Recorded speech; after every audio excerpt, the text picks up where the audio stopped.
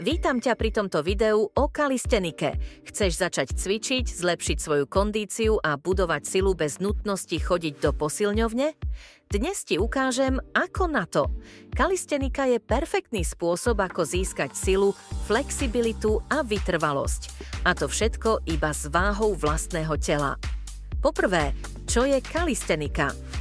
Kalistenika je forma cvičenia, ktorá využíva vlastnú váhu tela. Patria sem napríklad kliky, drepy, zhyby, plank a množstvo ďalších pohybov.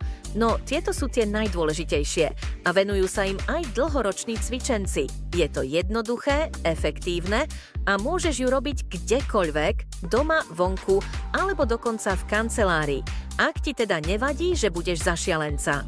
Po druhé, prečo začať s kalistenikou? Šetríš peniaze. Nie je potrebná žiadna posilňovňa ani drahé vybavenie. Rozvíjaš celé telo, zlepšuješ nielen svaly, ale aj flexibilitu, koordináciu a stabilitu. Je to celkom aj zábavný progres. Postupne sa učíš pokročilé cviky, ako sú stojky, muscle-upy alebo planche. Nezabúdajme aj na spodnú časť tela, kde sa naučíš drepy na jednej nohe. Po tretie, ako začať? Zahriatie a stretching. Pred každým tréningom sa zohrej a trocha pretiahni končatiny, aby si predišiel zraneniam. Stačí ti len pár minút. Základné cviky.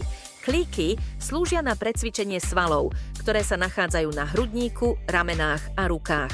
Drepy? S drepmi sa zameriaš na nohy a spodnú časť tela a vyformuješ si veľké kvadricepsy a tvrdý zadok. Plank slúži na precvičenie stredu tela a celkové zosilnenie celého tela. Zhyby, ak máš dostupnú hrazdu, sú najdôležitejším cvikom v kalistenike, budujú silu a hmotu najmä na chrbte a rukách. Čím skôr sa ich naučíš robiť poriadne, tým lepšie pre teba a tvoju frajerku. Predstavím ti základný plán na cvičenie, ktorý je vhodný, ak si ešte nikdy predtým necvičil. Začni 2 až 3 tréningy týždenne, každý s trvaním 30 až 45 minút. Príklad tréningu. 3 série klikov od 8 do 12 opakovaní. 3 série drepov 10 až 15 opakovaní. 3. série plankov. Držanie 20 až 30 sekúnd.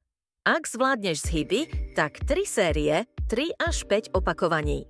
Po štvrté, dôležité tipy pre začiatočníkov, kvalita nad kvantitou. Sústreď sa na správnu techniku, nie na počet opakovaní. Nepotrebuješ sa hneď pochváliť kamošom, že zvládneš 1000 klikov za pol hodinu ako Fico. Daj tomu čas, venuj sa cvičeniu a progres sa dostaví sám v priebehu pár týždňov. Nezabúdaj, progres je kľúčový. Každý týždeň alebo 2 sa snaž pridať jedno opakovanie do každého cviku, alebo si cviky skomplikuj tým, že ich budeš robiť pomalšie aspoň v negatívnej fáze. Počúvaj svoje telo.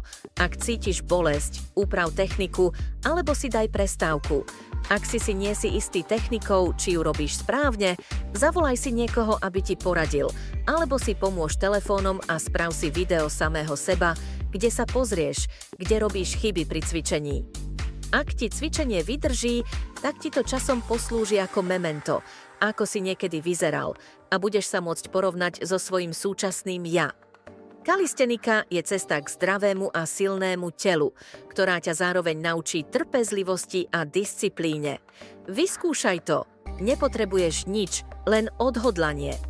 Ak sa ti toto video páčilo, nezabudni dať like a odber. Vidíme sa na budúce a prajem veľa zdaru.